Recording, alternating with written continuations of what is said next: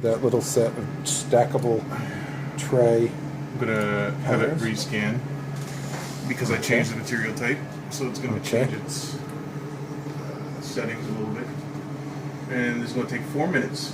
All right, so I hit this button. Here we go.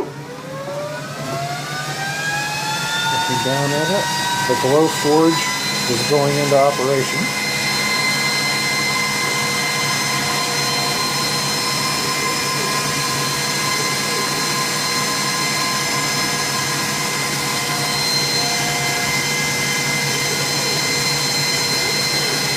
See where the action is happening down towards this end of the machine.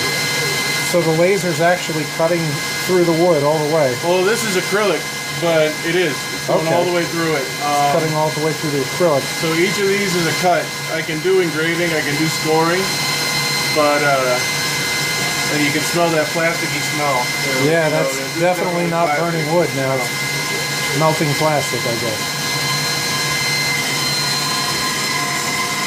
You can see how large this thing is. You could fit a pretty big sheet in here to do a pretty complicated thing. Yeah, and there's a version of it you can get that's even a little more expensive, where you can run something all the way through it.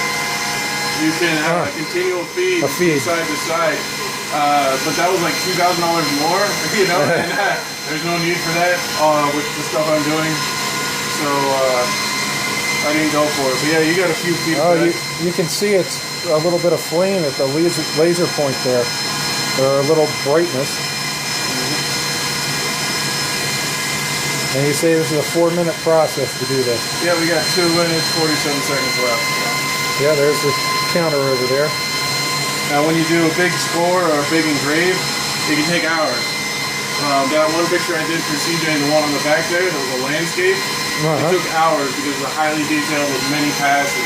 But this, it just cuts. I didn't do anything fancy on it or any embossing, so this should be done real soon. Okay, checking in on this, we've got about a minute left now on the timer. And you can see what's happening. Such precision this thing cuts with. But all these parts are going to fit together perfectly, right? Yeah. Okay. Now it's just finishing off putting the little squares in the blanks there.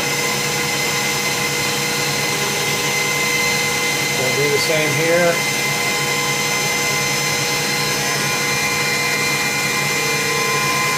And there.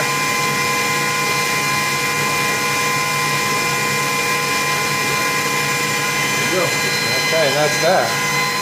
So what happens next? Now it's venting out the lid, but it's ready to go. Venting out the lid. Everything's getting sucked out. Yep, and then it's done. It's done. If you want to minimize the smell, keep it closed a second longer. But yeah, pull these out. Look at that. Make one of these real quick for you. Up, up, up. Get a stick. Squares. Just getting that all off. That's one piece. And wow. So we need one of these and 3 of those.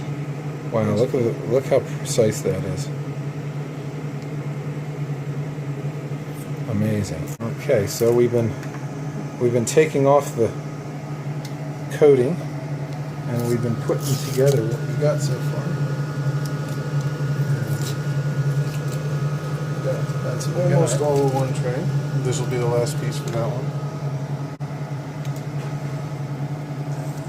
It just peels off like masking tape.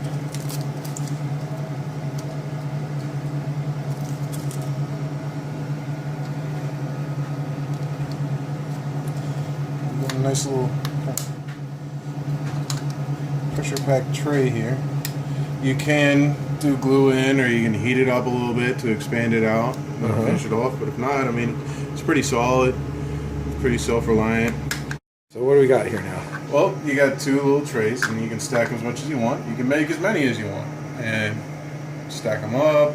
They fit across, you know, they fit however you like. So you can make a little modular storage spot.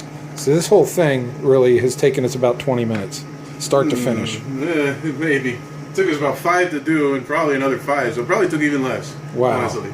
And what else have you got here? You got So you got the Glowforge here. Yep. And you got the computers that control everything. Of course. You got there's a resin 3D printer down there that I need to do some tinkering with. okay. So that'll print. Can you have an example of something that you print from that? Sure. This is a small scale example. I had some bigger stuff, and I don't have it with me. But this is a tiny little just figurine. Printed it. I wanted to see how high detail I could get, going as small as I could.